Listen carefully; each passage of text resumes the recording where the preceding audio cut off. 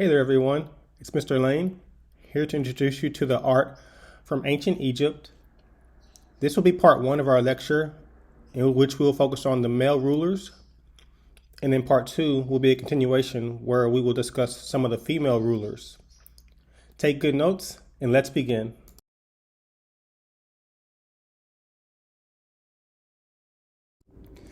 Ancient Egypt, key ideas. Interesting fact. At one point, Egypt was the most powerful and richest civilization in the world. Temples are built as tombs for pharaohs and their families. The afterlife is very important. They preserve the body through a process called mummification because they believed that the soul would live on forever. The pyramid of Khafre at Gizeh is the largest Egyptian pyramid. Men and women wore makeup to protect themselves from the sun. The Egyptians also believed in more than 2,000 deities.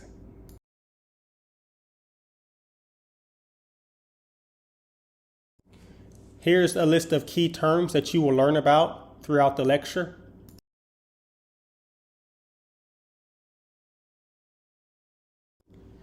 These are all of the artworks we will study.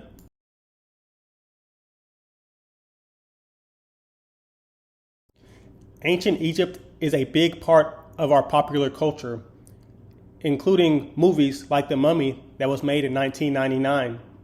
Here's a trailer that you can watch.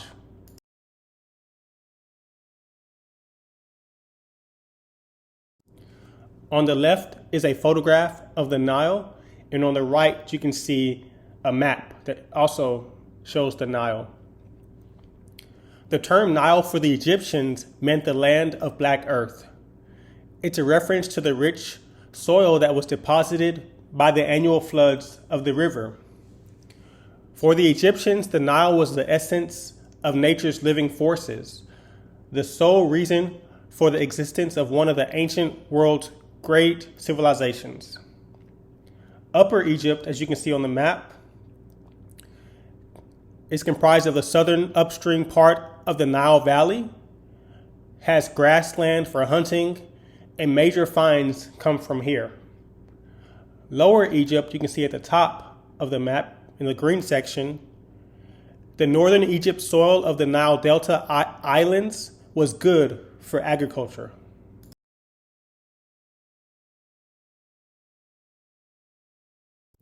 You will see references to the lotus and papyrus flowers throughout ancient Egypt art. The lotus plant was symbolic for Upper Egypt, and the papyrus plant was symbolic for Lower Egypt.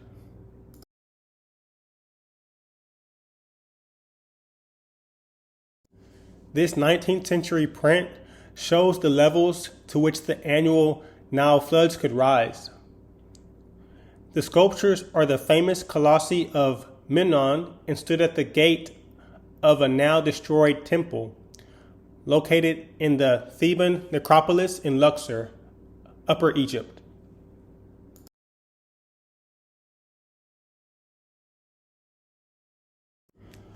We will start here in the Predynastic and early dynastic periods, 3500 to 2575 BCE.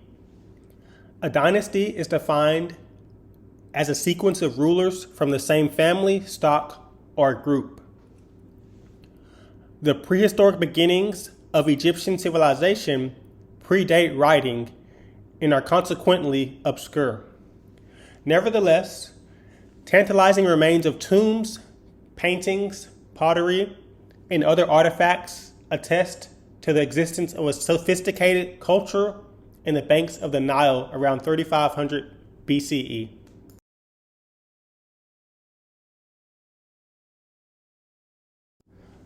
Our first artwork, Palette of King Narmer, from Hierakonpolis, Egypt, Predynastic, around 3000 to 2920 BCE, made from slate, the size 2 feet 1 inch high. The Predynastic period ended with the unification of Upper and Lower Egypt. Some of the earliest historical artworks are preserved from this era. The event depicted on the palette is still debated, but we believe it to be a record of the unification of the two kingdoms. The object here of a palette was used to prepare eye makeup, and as mentioned earlier, that makeup was applied on the eyes to protect them against the glare of the sun. Pay attention to the way the figures are depicted on this palette, because it's going to be a representation of how the figures will be characterized throughout Egyptian art for 3,000 years.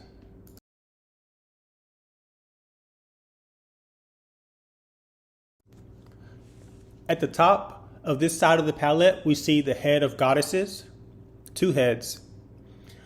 The hieroglyph between the two heads give Narmer's name. The king is wearing the crown of Upper Egypt, accompanied by officials. The falcon you see with the human head is Horus, the king's protector. The falcon has a captive thing with head and papyrus plant in his mouth that stands for the land of Lower Egypt. Below are two fallen enemies.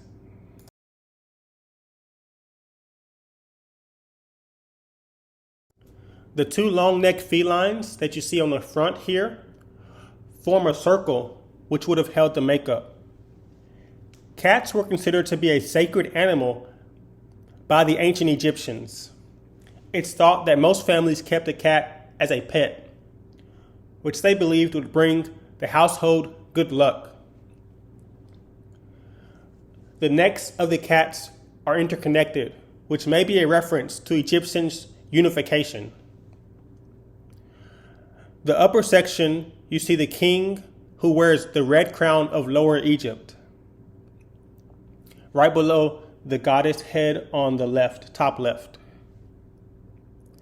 The king's superior rank is shown by him towering over men and his enemies. As you can see, he's taller than everyone else. His strength is represented by the bull knocking down a rebellious city, which you can see at the bottom of the palette, the very bottom. It's important to show the king as supreme. The state policy also established the pharaoh as a divine ruler.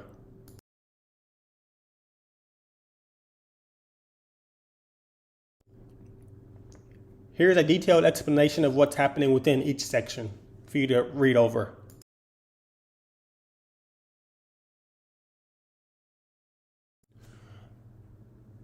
Most ancient Egyptian pyramids were built as tombs for pharaohs, who were the rulers of ancient Egypt, as well as their families. To date, over 130 pyramids have been discovered in Egypt.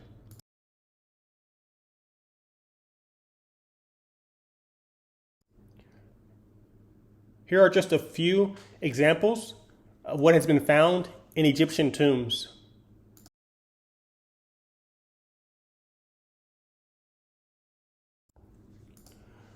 Early funerary architectural forms from the Old Kingdom. The evolution of funerary structures from the mastaba to the steep pyramid to the pyramid is shown in the images below. Remember also that most architecture was dedicated to ensuring safety and happiness in the afterlife.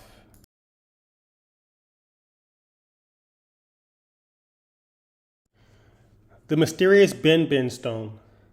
The Ben stone is an object that is found in the mythology of ancient Egypt. The Ben stone is also an architectural form and is the name given to the tip of an obelisk or the capstone placed on top of a pyramid.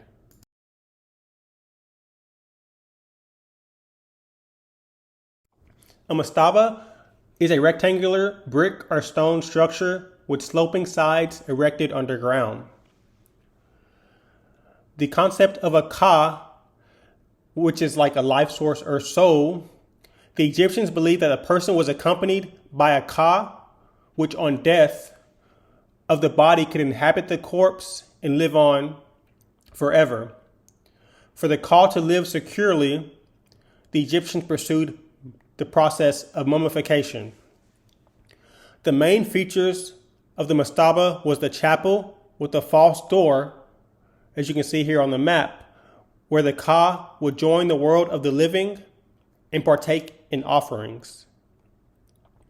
The mastaba also had rooms to house a portrait statue, and you would also see scenes of daily life decorated on the walls.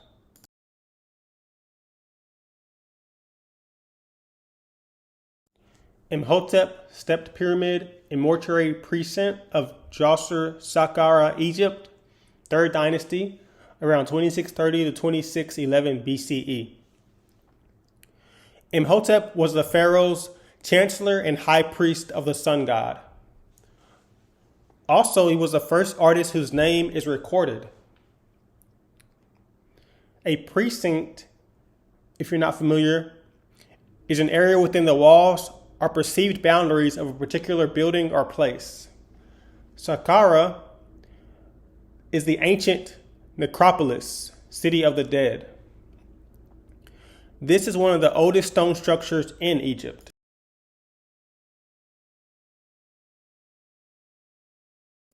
This monument began as a large mastaba. It was around 200 feet high and consists of a series of mastabas at diminishing size, stacked like Mesopotamian ziggurats. This one is a tomb. And again, the function was to protect the mummified king and symbolize his godlike power. This was also the centerpiece of a funerary complex with a mortuary temple, other buildings, and courtyards.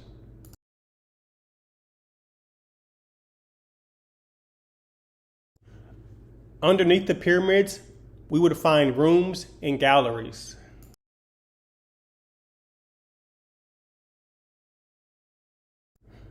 Now we move into the Old Kingdom, 2575 to 2134 BCE. The Old Kingdom is the first of the three great periods of Egyptian history, called the Old, Middle, and New Kingdoms, respectively.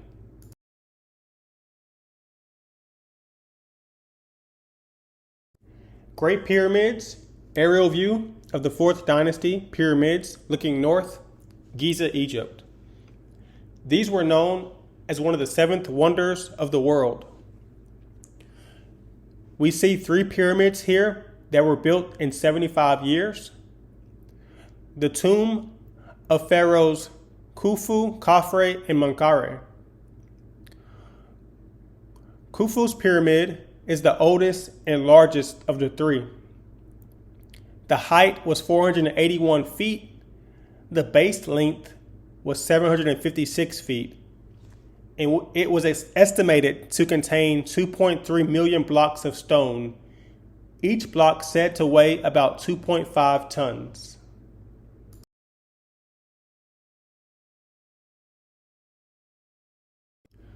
The estimated time to complete the pyramids was 23 years. And keep in mind the average lifespan at the time was 35. There were several pieces, millions of pieces of limestone blocks that were used. Barges were used to transport the blocks across the Nile River. Log rollers, temporary brick ramps, wooden sledges were also used to haul the stone. Though some popular versions of history held that the pyramids were built by slaves or foreigners in forced into labor, skeletons excavated from the area show that the workers were probably 4,000 native Egyptian agricultural laborers who worked on the pyramids during the time of a year when the Nile River flooded much of the land nearby.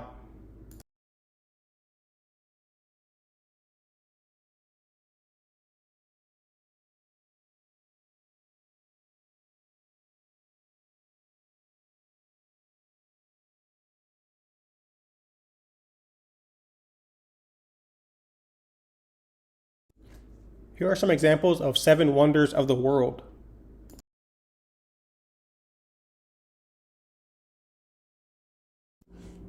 Heliopolis was one of the most ancient Egyptian cities and the seat of worship of the sun god. The shape of the pyramids was influenced by that city, whose emblem was a pyramidal stone.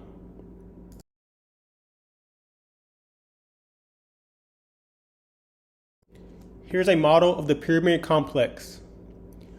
Pyramids were symbols of the sun. The sun's rays were perceived as the ramp the pharaoh used to ascend to heaven. It's also where the Egyptian kings are reborn in the afterlife. The four sides are oriented towards the cardinal points of the compass.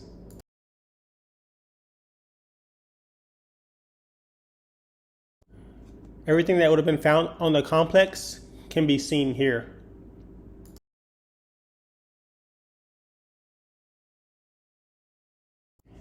If you are interested in learning more about the pyramids, watch the video Secret of the Pyramids.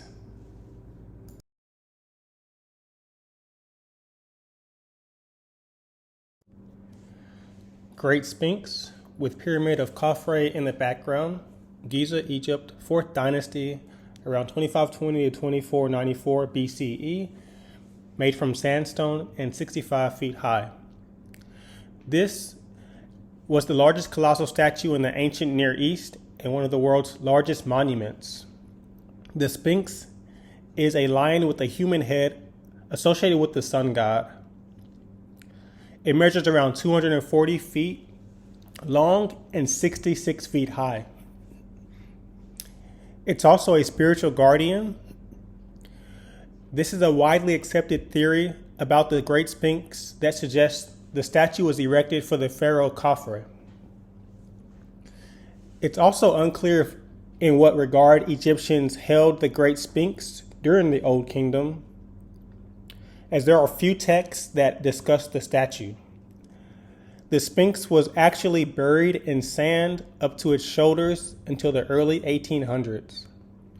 Today, the Sphinx is continuing to deteriorate thanks to wind, humidity, and pollution. Restoration efforts have been ongoing since the mid-1900s.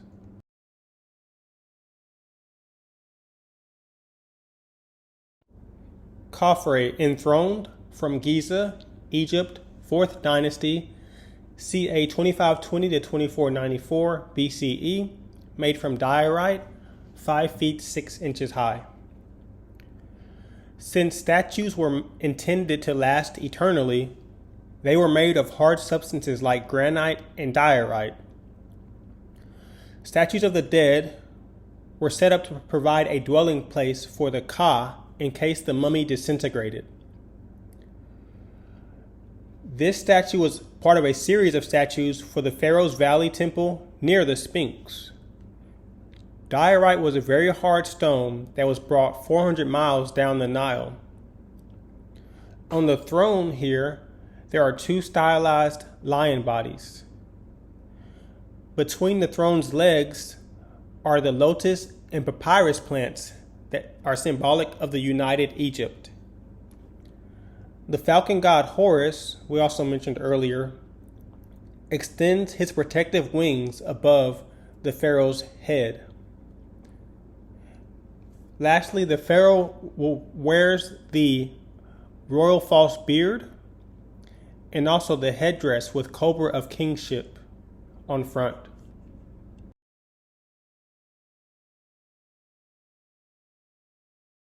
Here's a close-up of the falcon god Horus on the back of the pharaoh's head, and also you can see the symbolic lotus and papyrus plant. They represented the unified Egypt.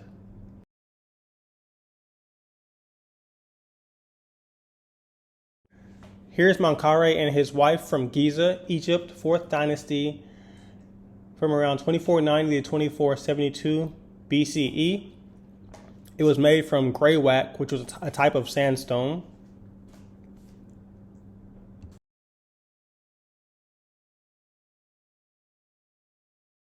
Canon is a word that refers to proportions. Broadly, canon is defined as the ideal standard by which other things are measured. In art history, this means the canon is defined by bodies of works that are of indisputable quality within a culture or have passed on ambiguous tests of value that deem the works worthy for study. Egyptians considered ideal proportions appropriate for representing their god kings. The purpose of this statue and the canon in its use here is again to last for eternity. The style can be described as frontal, rigid, and it has bilateral symmetry. All the movement is suppressed with the notion of time to show eternal stillness. The subtractive method accounts for the block-like look.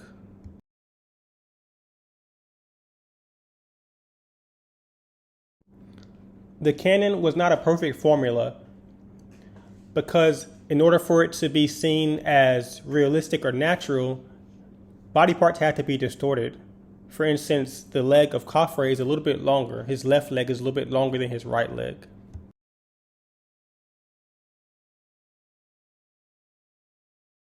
Ka statues, particularly those representing royalty, often show the facial and anatomical features of the deceased in a perfected manner.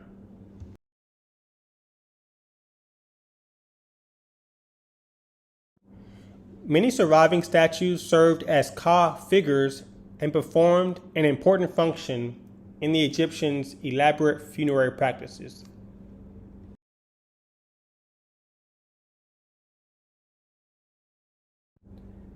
Seated scribe from Saqqara, Egypt, Fourth Dynasty, from 2500 BCE, painted limestone, 1 foot 9 inches high. The ancient Egyptians placed huge significance on the written word. They believed that committing speech to writing made the words real and true, a belief shared by all Egyptians, literate or not.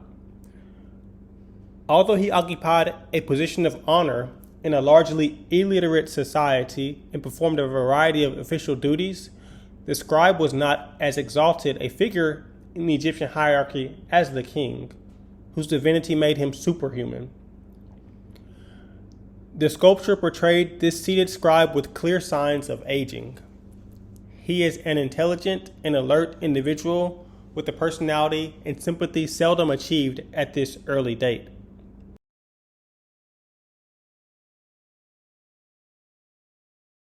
It is telling that the sculptor reproduced the scribe's sagging chest and muscles and protruding belly. These signs of age would have been disrespectful and wholly inappropriate in a depiction of an Egyptian god king or members of his family.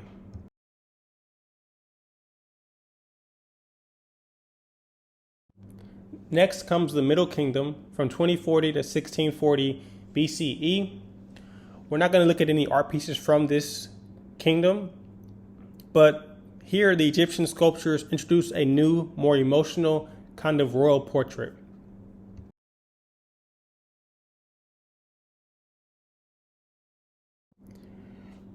We will conclude our lecture by looking at two more examples of art from the New Kingdom that was around 1550 to 1070 BCE.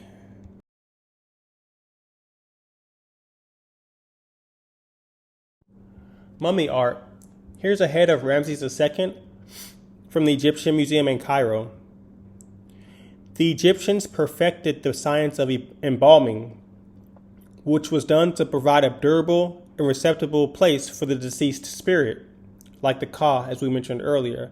In 1881, 40 dead kings' bodies were discovered, including that of Ramses II, whose dried skin, teeth, and hair were still intact. He was a 3,000-year-old monarch.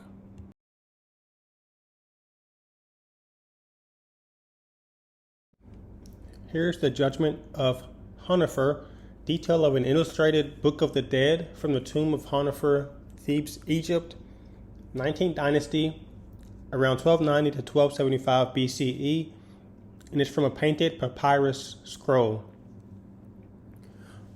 Hunefer was a royal scribe and steward of the father of Ramses II. Hunefer's scroll is a collection of spells and prayers needed to secure a happy afterlife. Illustrated scrolls, some are 70 feet long, contain these texts, which were essential items in the tombs of well-to-do Egyptians. These texts have multiple authors, and each version has its own variation. These texts serve as a guide for the dead to use on their journey to the afterlife. The narrative is generally divided into 4 main sections. We have the deceased who enters the underworld and remains the physical abilities of the living, regains the physical abilities of the living. The deceased is resurrected and joins the sun god to rise as the sun does each day. The deceased then travels across the sky before judgment in the underworld by a panel of gods. And finally, assuming the soul hasn't been destroyed, the deceased will join the gods.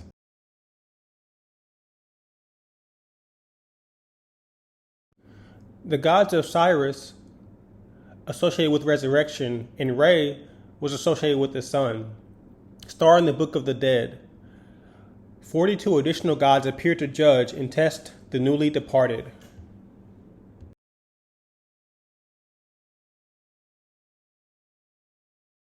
This is the last image we will look at from the Book of the Dead.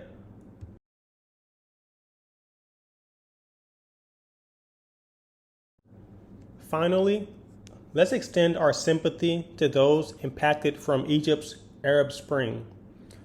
Hundreds of thousands have died and millions have lost their homes.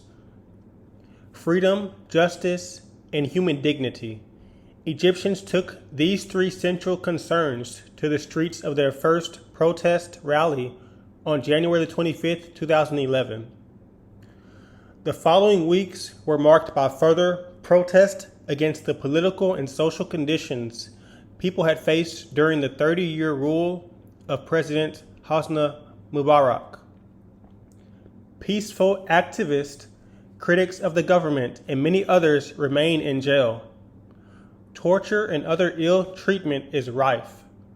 Hundreds have been sentenced to death and tens of thousands put behind bars for protesting or for their alleged links to the political opposition.